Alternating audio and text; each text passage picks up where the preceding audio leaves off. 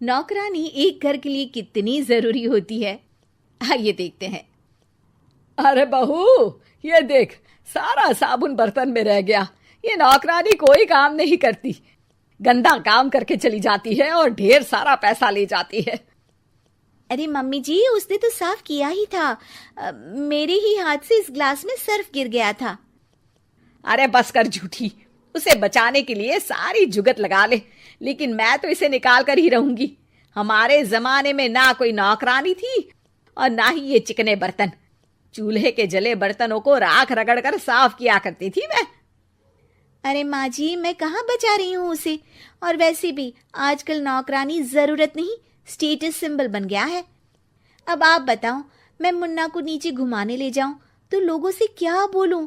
झाड़ू पोछा खुद लगा रही हूँ। लोग सीधा यही पूछते हैं कि कौन सी नौकरानी काम कर रही है तेरे घर पर। अरे बस कर, ये भी कोई बात होती है? मम्मी जी, आप नहीं समझेंगी।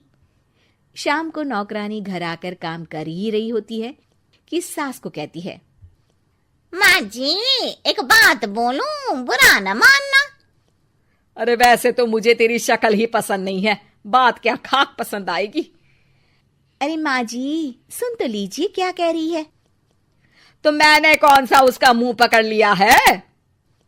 अरे माँ जी, वो लाल साड़ी पहनती हो ना, ना पहना करो। सास का गुस्सा अब तो 7वें आसमान पर होता है। अरे वाह जी वाह, क्यों ना पहना करूं? और तू होती कौन है ये बताने वाली कि मैं क्या पहनूं क्या ना पहनूं? अरे माँ जी, पूरी बात तो सुन लो, वो बोलना क्या चाह रही है। अरे बुरा न मानो आंटी जी।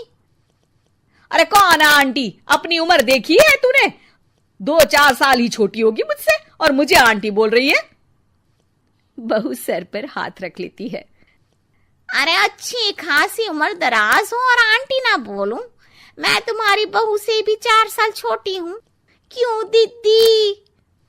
बोलती भी क्या, एक तरफ सास यानी पति की माँ, तो दूसरी तरफ नौकरानी जिसके बिना घर का काम नहीं चल सकता।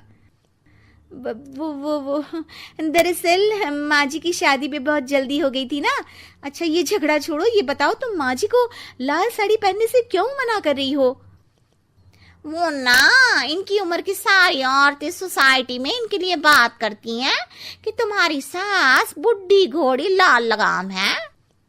बहू को ये सुनकर गुस्सा आ जाता है। अरे वाह वाह, कौन बोलता है जी? खुद क्या है यहाँ की औरतें, बाल सफेद लेकिन टाइट जींस और कोई कुछ भी पहने। अरे पहनना हमारा निजी हक है, किसी को कुछ हक नहीं बनता कि वो मेरी सास के लिए कुछ बोले।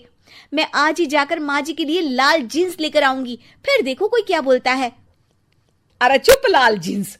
अरे सुन नौकरानी की बच्ची, जाकर बोल दे उन लोगों से कि उन लोगों की तरह मैं उड़ती नहीं फिरती हूँ घर बार छोड़कर।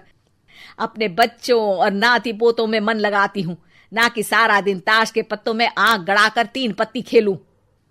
नौकरानी वहां से चली जाती है। वैसे बहू, नौकरानी के क्या फायदे हैं ये तो पता नहीं, लेकिन सबसे अच्छा तो ये कि पता चल जाता है कि कौन किसके लिए क्या बोल रहा है। सोसाइटी में तेरा नौकरानी रखने का इरादा बिल्कुल ठीक था। अगले दिन उन लोगों के घर की बेल बजती है। बहू दरवाजा खोलती है कि सामने कुछ औरतें खड़ी होती हैं। अरे बहू, कहाँ है तेरी सास? बुला जरा। अरे बहन जी, आप सारी एक साथ आइए आइए, कैसे आना हुआ? अरे 3 पत्ते खेलने आई हैं, क्यों खेलोगी? क्यों नहीं क्यों नहीं, वैसे भी बड़े दिन हो गए, एंटरटेनमेंट हुआ नहीं। बहू जा जाकर पकोड़े तो बना ला। अरे बस करिए, आगे कुछ पीछे कुछ। वैसे तो कहती है कि परिवार पर ध्यान देती है, हमारी तरह 3 पत्तियां नहीं खेलती। हमने कौन सा परिवार छोड़ दिया? सास सक पका जाती है। अब ये किसने कहा? मैं तो कहती हूँ कि मैं भी थोड़ा बाहर निकलूं। आपने ही तो कमला नौकरानी से ये सारी बात की थी। सास और बहू को अब सारी कहानी समझ आ जाती है कि सोसाइटी की औरतें क्यों भड़क रही हैं।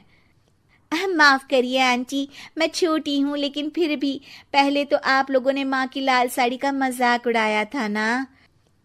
हाँ हाँ उड़ाया था, लेकिन उससे पहले तो तुम लोगों ने हमारी जीन्स के बारे में बात की थी।